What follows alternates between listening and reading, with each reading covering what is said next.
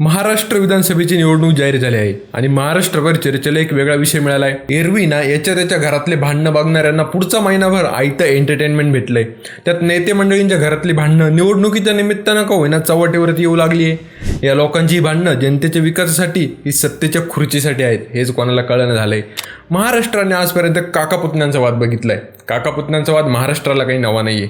पण शरद पवार व अजित पवार ही काकापुतण्यांची जोडी कधी फुटली नव्हती. पण मागच्या वर्षी ती सुद्धा फुटताना आम्ही बघितली. पण यावेळीची विधानसभा निवडणूक लईच अवघड राव.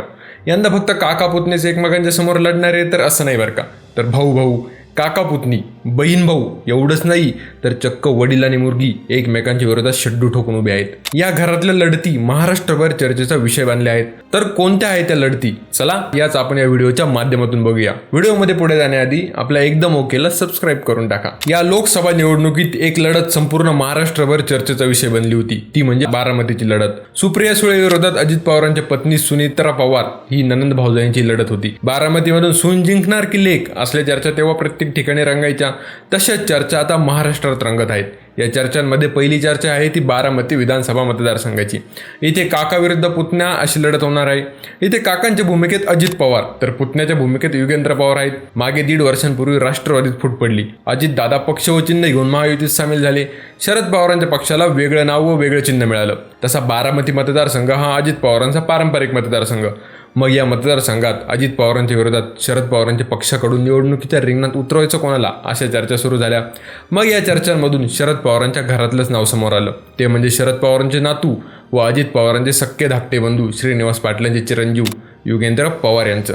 शरद पवारांनी आपल्या पक्षाकडून युगेंद्र पवार यांना अजितदादांच्या विरोधात निवडणुकीच्या रिंगणात उतरवलं आणि काका पुतण्यांच्या लढतीचा नवा अध्याय बारामतीमधून सुरू झाला. युगेंद्र पवार अचानक आले कुठून, इतके दिवस ते होते कुठे, असा प्रश्न प्रत्येकालाच पडलेला असेल. तर युगेंद्र पवार हे विद्या प्रतिष्ठान शिक्षण संस्थेच्या खजिनदार पदाची जबाबदारी सांभाळत होते. शरयू फाउंडेशनच्या माध्यमातून त्यांनी बारामती, फलटण व इंदापूर तालुक्यात अनेक समाज उपयोगी कामे केलेली आहेत. ते बारामती कुस्तीगीर संघाचे अध्यक्ष सुद्धा आहेत. राष्ट्रवादीत पडलेल्या फुटीनंतर युगेंद्र पवार हे राजकारणामध्ये ॲक्टिव्ह झाले. लोकसभा निवडणुकीच्या वेळी आपल्या आत्या सुप्रिया सुळे यांच्यासाठी त्यांनी बारामतीत दिवस रात्र प्रचार केला. आणि हेच युगेंद्र पवार आता आपल्या काकांच्या विरोधात म्हणजेच अजितदादांच्या विरोधात त्यांच्याच होम ग्राउंडवरती लढणार आहेत. अजित पवारांच्या सख्या पुतण्याला त्यांच्याच विरोधात उभं करून शरद पवारांनी एक राजकीय खेळी खेळली. त्यामुळे बारामतीच्या काका पुतण्याच्या लढतीकडे संपूर्ण महाराष्ट्राचं लक्ष लागलेलं आहे. यानंतरची पुढची घरातली लढत आहे ती म्हणजे बाप लेकीची लढत. महाराष्ट्रात एक असा मतदारसंघ आहे जिथे बाप आणि लेकीची थेट लढत होणार आहे. ती एक कविता तुम्हाला आठवते का? ती नाही का हो, दमलेल्या बापासाठी लेक नारळाचं पाणी, दमलेल्या बापासाठी लेक नारळाचं पाणी, लढणाऱ्या लेकीसाठी बाप बुलंद कहाणी, लढणाऱ्या लेकीसाठी बाप बुलंद कहाणी.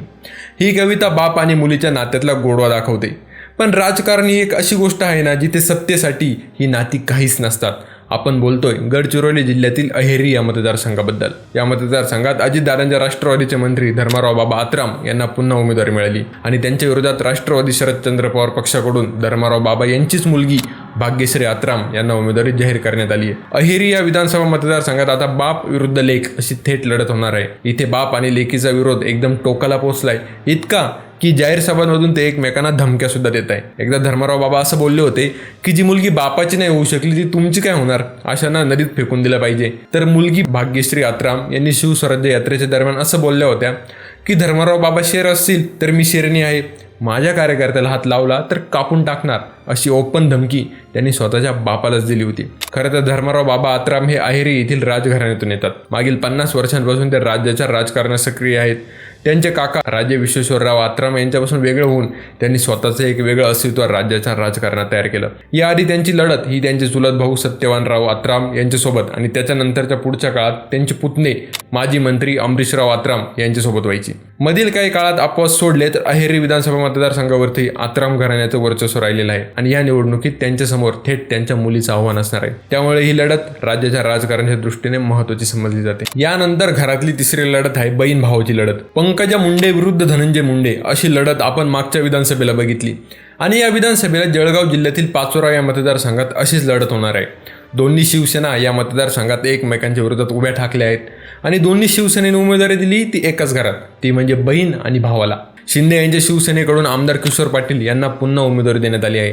तर शिवसेना ठाकरे गटाकडून वैशाली सूर्यवंशी पाटील यांना उमेदवारी देण्यात आली आहे. वैशाली सूर्यवंशी या पाचोऱ्याचे माजी आमदार दिवंगत आरव पाटील यांच्या कन्या आहेत, तर किशोर पाटील हे वैशाली सूर्यवंशी यांचे चुलत बंधू आहेत. मागील 2 टर्म आमदार किशोर पाटील यांच्यासमोर राष्ट्रवादीच्या उमेदवारांचं आव्हान असायचं, पण यंदा त्यांची स्वतःची चुलत बहीण त्यांच्या विरोधात निवडणुकीच्या रिंगणात उतरली आहे. वैशाली सूर्यवंशी यांचे वडील व किशोर पाटील यांचे चुलते दिवंगत आमदार आरव पाटील हे हयात असेपर्यंत बाळासाहेब ठाकरे व उद्धव ठाकरे यांचे निष्ठावंत राहिलेले होते. त्यांनी 2014ला स्वतःचे पुतणे किशोर पाटील यांना शिवसेनेकडून तिकीट मिळवून दिलं. त्यानंतर 2014 व 2019 अशा 2 वेळेस किशोर पाटील हे आमदार झाले. पण शिवसेनेत पडलेल्या फुटीनंतर ते एकनाथ शिंदेसोबत गेले. पण आरव पाटलांच्या कन्या वैशाली सूर्यवंशी यांनी उद्धव ठाकरे यांना साथ दिली. आपला भाऊ एकनाथ शिंदेसोबत गेला हे त्यांना अजिबात पटलं नव्हतं आणि तेव्हापासून त्यांच्यामध्ये मतभेद वाढत गेले. उद्धव ठाकरेंनी वैशाली सूर्यवंशी यांना निष्ठेचं फळ दिलं व त्यांना पक्षाकडून उमेदवारी देऊन बळसुद्धा दिलं. त्यामुळे पाचोऱ्यातील या लढतीकडे महाराष्ट्राचं लक्ष लागलं आहे. यानंतरची या विधानसभा निवडणुकीतील भावाभावांमधील संभाव्य लढत आहे नाशिकमधील चांदवड देवळा विधानसभा मतदारसंघातील लढत. नाशिकमध्ये भाऊबंदकी आता बंडखोरीत बदलणार आहे. मागे 2 वेळेस या मतदारसंघामध्ये भाजपचं वर्चस्व होतं. या मतदारसंघामध्ये भाजपचे डॉक्टर राहुल आयर हे 2 टर्म आमदार होते. यावेळेस त्यांचे चुलत भाऊ केदा आयर हे भाजपकडून उमेदवारी करण्यासाठी इच्छुक होते. मागे 8-15 दिवसांपूर्वी डॉक्टर राहुल आयर यांनी पत्रकार परिषद घेत यंदा आपण भावासाठी निवडणुकीतून माघार घेत असल्याचं जाहीर केलं होतं. पण तरीही भाजपकडून पुन्हा डॉक्टर राहुल आयर यांनाच उमेदवारी देण्यात आली. उमेदवारीत बदल होऊ शकत नाही असं देवेंद्र फडणवीस यांनी आयर बंधूंना सांगितलं. त्यामुळे केदा आयर आता बंडखोरीच्या तयारीत आहेत. चांदवड व देवळा येथे मेळावे घेत त्यांनी स्वतःच्या भावावरती म्हणजेच आमदार डॉक्टर राहुल आयर यांच्यावरती आरोप प्रत्यारोप केले. त्यामुळे चांदवड देवळा विधानसभा मतदारसंघामध्ये भावाभावांमधील लढत होण्याची शक्यता आहे. या अशा महाराष्ट्रातील काही लढती आहेत ज्या एकाच घरात होणार आहेत आणि या लढतींकडे महाराष्ट्राचं लक्ष लागलेलं आहे.